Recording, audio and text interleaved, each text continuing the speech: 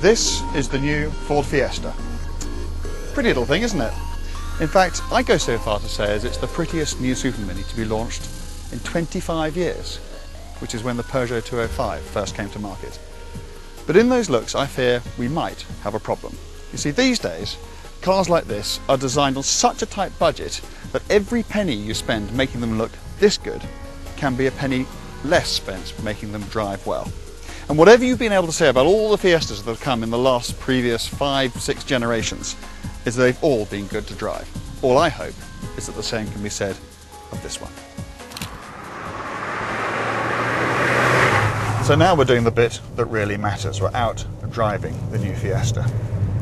This one is a 1.6 Zetec S, which means it has 120 horsepower. It's the most powerful version that's available currently in the new lineup, although an ST version will be coming quite shortly. 0 to 60 9.8 seconds, and the performance, well, is good enough, but I wouldn't say it's any better than that. The engine is very smooth, it has a good wide torque band, transmission very quick, very nice, but it's not electrifying. I guess you might not expect that in a car like this, but given that it's quite a light car, given that it apparently has 120 horsepower, maybe I'd expect it to go just a little harder than this. So not bad, but overall 7.5 out of 10 for performance. The interior styling is, I think, a landmark for a car in this class. You've got a centre console which is modelled on that of a mobile telephone. It looks really classy. You've got lots of nice soft touch materials which are still something of a rarity in a class such as this. We have, however, to be just a little bit careful. Ford, in its wisdom, has only let us drive the very top specification cars, the Zetec S's and the Titanians. We don't actually know what a base style version is going to look like, and my suspicion is that it'll look rather more down to earth than this. But the thing that has really established the Fiesta's reputation in the hearts and minds of true car enthusiasts over the years is the way that it's gone around the corners. And this one is, in all respects bar one, as good, if not better, than all the others that have come before. There's still a McPherson strut at the front, there's still a torsion beam rear axle, there's none of the multi-link business that you get at the back of a Focus, but it doesn't seem to matter. This is still an exceptional handling car. It turns in incredibly crisply, it feels beautifully balanced on the limit, really good fun.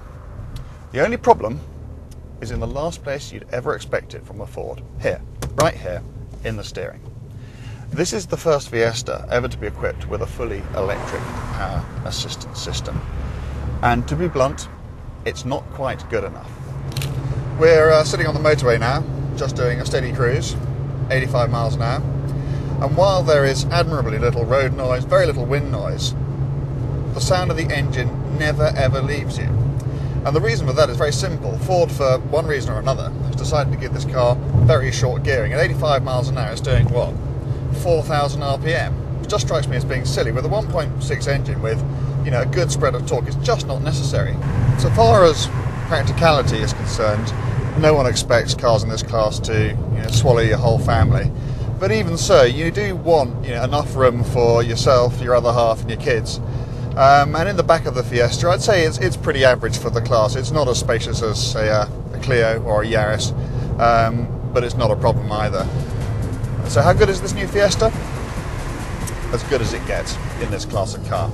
There's nothing I can think of which, when this car comes to market in October, is going to beat it. It's not perfect, but no new car is. But for people shopping in a class of car like this, it has the style you want, it drives the way you want, it is another fantastic Fiesta. And I have to say, hats off to Ford for creating yet another great small car.